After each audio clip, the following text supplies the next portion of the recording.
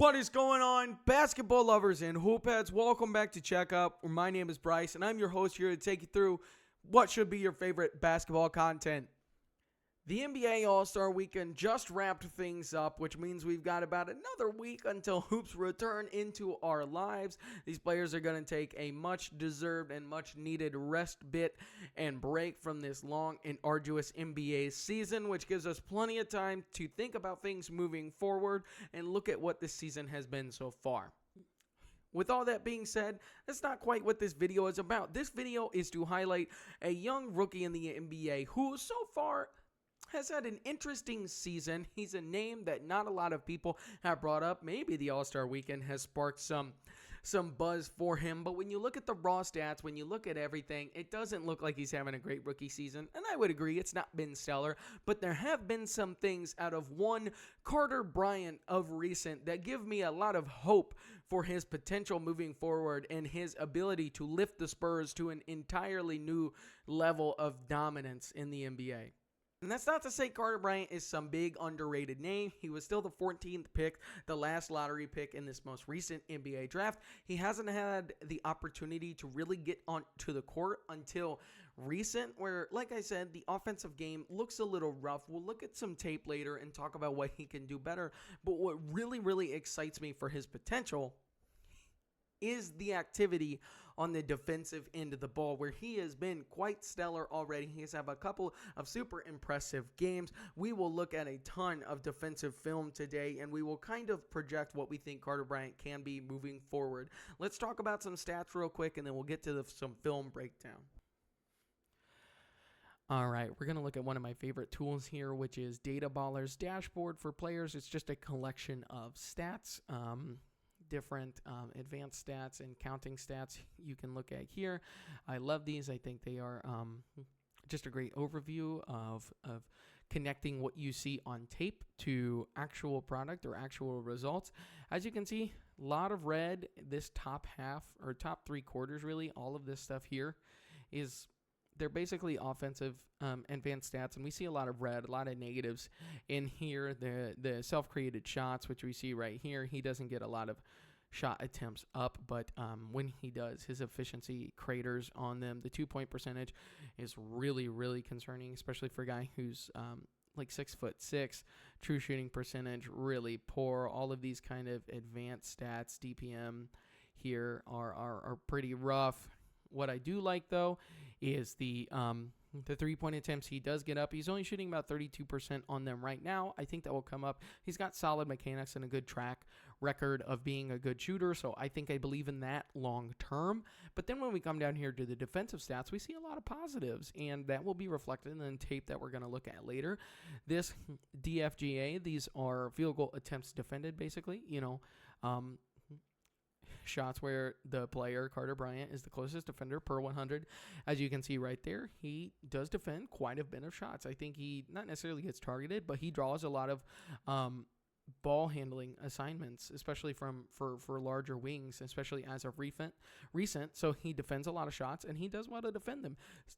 75th percentile in opponent field goal difference when he is the closest defender, minus 2.5% almost. That's really solid, and he's really great defense at the rim. He doesn't have a ton of shots that he's defending at the rim. That is also partially due to his defense and like forcing players into tough mid-rangers. But when he does have to defend at the rim, he's great. Strong defensive rebounding percentage here, which is good. He's a great leaper. He's really strong for his age already. He'll be a good rebounder moving forward. And then the blocks. He's at 1.1 block attempts per 100 right now. That's in the 84th percentile. As we'll see later with the tape, he gets a lot of blocks on the ball, on the shot, in movement, not just at the rim or as a weak side shot blocker, and it's super impressive. So we'll see all that later. But yeah, this kind of sums up his advanced dashboard here. The offense is rough as you would expect, but some promising signs in the defense. No need to waste any more time. Again, there's not a ton of stats to look over with Carter Bryant. He doesn't have a ton of minutes, only 400 on the year, so I think it's more important we get into some recent tape. We're going to jump over to that, starting with the defense. We got a lot of fun things to look at.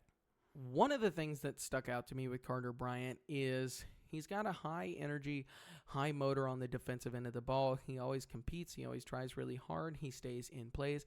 I like that a lot, and it will do a lot for him moving forward. This is a beautiful transition defense right here where he's just very patient and gets the block on Guy Santos, who probably has a couple of inches on him right at the rim, meets him with a clean block. Carter's deflection stats aren't particularly stand out to me. I think the off-ball defense suffers a little bit, but he gets plenty of steals and disruptions on the ball, as we'll see. This is that same game as earlier. I like how he just stays with D'Anthony Melton here, creates some contact at the hip without fouling him, and just kind of sticks his hand in there, is able to force the turnover right there. I just like that he's active and smart, and we see kind of his strength already. He's got a strong upper and lower body. He can't really be pushed or moved around too easily. Next up, we're going to see a bunch of clips from this Dallas game. This was probably his best defensive game by far. Lots of really fun stuff in here. We see him ISO'd up one-on-one going with Cooper Flagg here, who has been on a tear as of recent. Cooper kind of gets downhill, but Carter, again, just patient. Gets the nice block on that. There was some nice help contain defense to not let him get all the way to the rim, but excellent recovery to get that block there.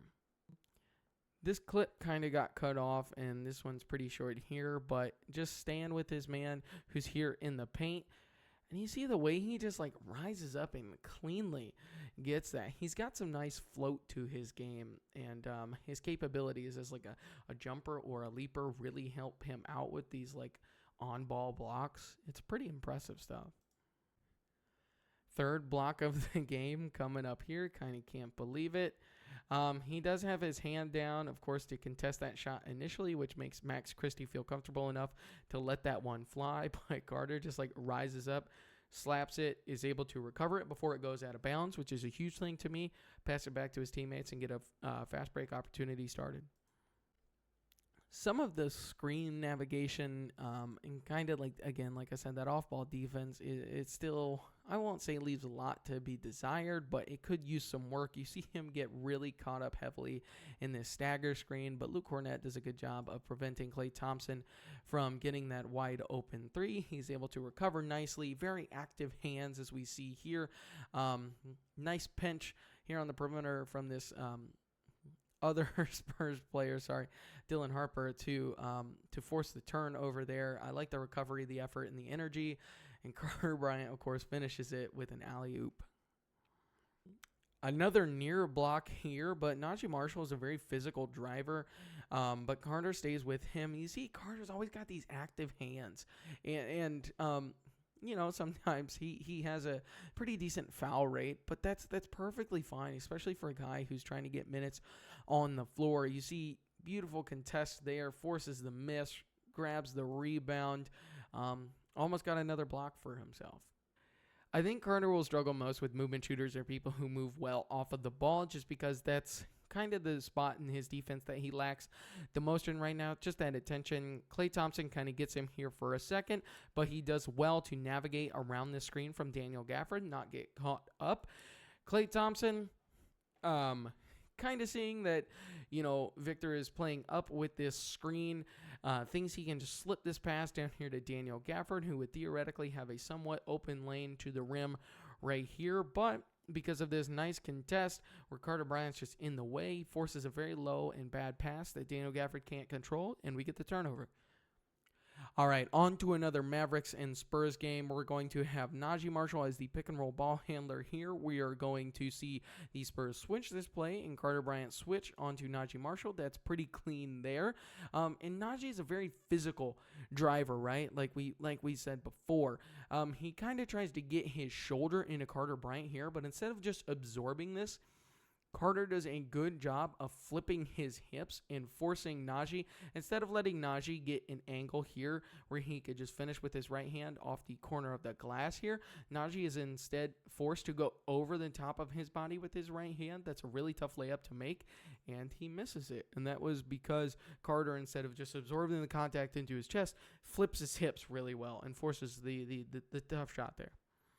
This was a Thunder Spurs game featuring not a lot of the Thunder's top guys, but that is okay. We're going to see here Kenrich Williams driving the ball. Kenrich Williams, another very physical, hefty guy, strong veteran. And Carter here just stands up straight with him, keeping his hands active, absorbs those 2 bumps, doesn't let him get a ton of space, and then just a nice contest and forces the floater, grabs the rebound. Just strong and upright. You like to see it. Lots of stuff to love here on this possession. So we see Carter Bryant somehow in some way is matched up here on Yusuf Nurkic, but does a great job of denying the easy entry pass. We see Wemby come over and call for the scram switch. So Carter is going to have to recover over here to the wing. Does a great job of hustling out there. Forces Cody Williams. Cody Williams maybe could have pulled the trigger on that 3 instead of driving here, but I guess he thought he had the space. But Carter does a great job of turning his hips again to deny the driving lane to Cody Williams, doesn't let him get to the rim, and just completely smothers him with a block. Great play. Let's look at a couple of possessions from the same game between 2 of these same players here, right? So we have Amen Thompson match up on Carter Bryant. Amen is able to easily get right into the paint, get to that little mid-range jump shot that he likes to get to, able to cleanly get it off everything, smooth, easy shot. But let's look at a little later in the game when Amen Thompson tries to get to the same spot. All right, a little bit of a different game situation here. This is, of course, in the half court coming out of the corner. But remember, earlier in that shot we just saw Amen take, he was able to cleanly get to his spot. Carter could not contest very well because Amen is, of course, has beautiful soaring, leaping, floating capabilities and just got right over the top of him. Here, instead, Carter has a closeout. And Carter initiates some contact with his hips, right, which you are allowed to do for the most part, and forces Amen to take this kind of uncomfortable step back floater, that kind of little short mid-range shot. It looked more uncomfortable because Carter initiated contact knowing that if he let him have the space to cleanly get that step back off, well, it went in against him earlier in the game. Great adjustment. All right, one last clip, and then we are going to move on to a little bit of offense before I let you all go on your way. So here, this is just good game recognition, knowing that the shot clock is running down and knowing that Anthony Edwards has a mismatch on De'Aaron Fox. He is going to leave. Carter Bryant is going to leave his man in Jalen Clark here wide open to come over for this nicely timed double team. He is able to get a clean, nice contest on that jumper from Anthony Edwards and forces a miss. Just good game recognition, good, shot clock management, I suppose, from the defense. Let's start with a couple of good things, right? We always want to start off on a positive foot. I think the shooting is going to be very real. It was real in college for him. The mechanics look good. He's got a great high release on his jumper. You see how cleanly he gets that off. And also, if you watch some of his shot attempts from earlier in the season as compared to as of more recent, he looks a little more confident and assertive in himself. So I'm using some more recent shot attempts because I think they're more representative of what his game will be moving forward. He played really timid early in the season, but like I said, the standstill jumper, I believe in it fully. It's going to be a useful offensive tool for him. Something that's really weird to me is that he is strong and he does have a good frame, like good shoulders, good upper body, good lower body strength, all of that. But sometimes it's used to great effect like it is here. I like this. Just mean, get right to the rim however you want to, Carter Bryant. And other times, as we'll look at here in a sec, he kind of just gets absorbed or the touch disappears whenever he gets solid contact in the air.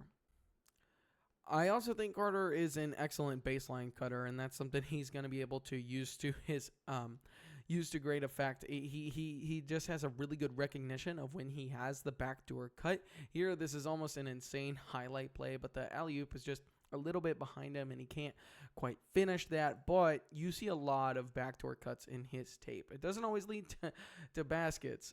Again, just the finishing can be rough, but you can see how it will be a good weapon. One more positive here real quick. Again, just that and that strength and physicality he plays with can be really productive. Look at the way he just moves Clint Capella off his shit and finishes at the rim. That's really impressive. This kid likes to bum, man. The biggest limiting factor for Carter Bryant right now is I just don't know how he scores inside the arc. He makes a nice cut here. He gets all the way to the rim, and that just like, I don't know, just like weirdly badly misses that. Just does not have the right angle for his body at all. That one short too, you see him get all the way, create that contact like he likes to, but in that one he just bounces off, is off balance, and can't finish.